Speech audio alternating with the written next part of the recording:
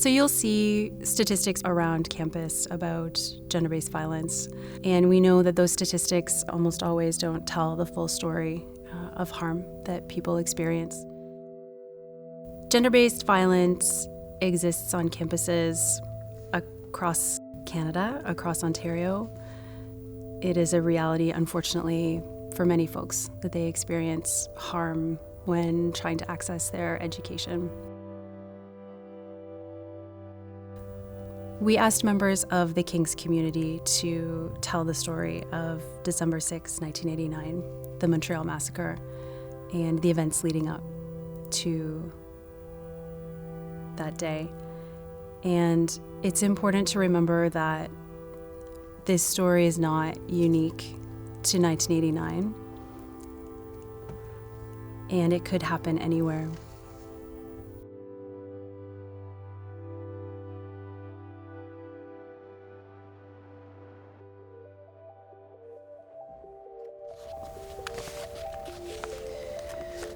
On December 6, 1989, on a bitterly cold winter day in Montreal, something unimaginable unfolded. That day, the air was thick with the anticipation of final exams and the end-of-term excitement that fills any university. At École Polytechnique, a well-respected engineering school, students were hard at work, unaware that their lives and the lives of those who they loved would soon change forever. A man entered the school, moving purposefully, carrying with him anger and hate. He walked into a classroom, raised his gun, and ordered the men to one side and the women to the other. Then he told the men to leave. Confused and scared, the men left the room, some looking back but unable to comprehend what was happening or what was about to happen. What followed was an act of violence, directed at women simply because they were women. In the next few minutes, in that classroom, this man took the lives of 6 young women, one after the other. Another. He moved through the school, systematically targeting women, as though their very presence was an affront to him. The scene was one of horror and chaos. Students running, screams echoing down the hallways, some in shock, some too stunned to move. In the span of less than 20 minutes, this act of hatred left 14 women dead and many more forever scarred. Each of these women had a story. Each had dreams and ambitions that brought them to École Polytechnique. They were engineers, mathematicians, future leaders in fields where women were rare. They had made it to university, each having overcome obstacles. Each with their own challenges, each with hopes of a brighter future.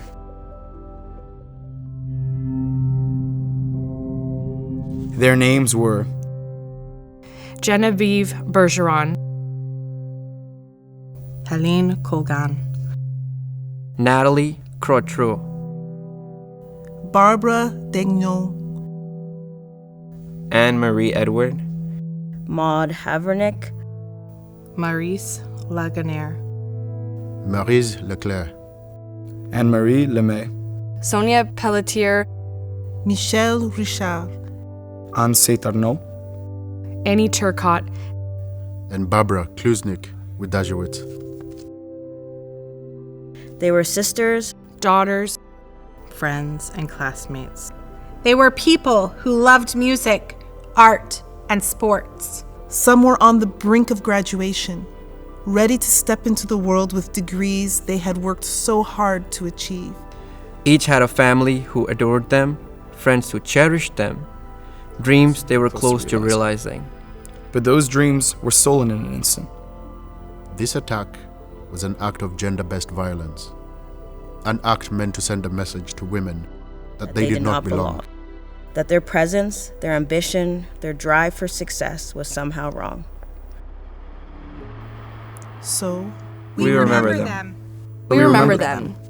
We remember them. Not just their names, but their lives. Their dreams and the futures that were lost. We remember them with heavy hearts and with determination. We hold them close, letting their memory fuel our commitment to building a world where women can pursue their passions and walk freely without fear. Without fear. Without fear. without fear. Without fear. Without fear. Without fear. We take gender-based violence very seriously at King's, and we, in many ways, are very lucky at King's to have our own counseling department that offers free mental health supports and counseling supports to students in our community who need them, including students who have experienced harm. This includes historical harm or harm that you've just experienced. If you feel unsafe, we have a number of mechanisms on campus for you to reach some safety. We have blue emergency phones placed around campus, and we do have security in every building.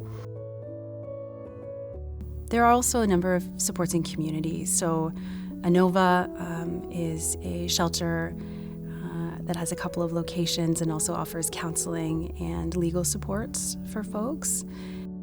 And we also work closely with St. Joseph's Regional Health Center, Sexual Assault Center.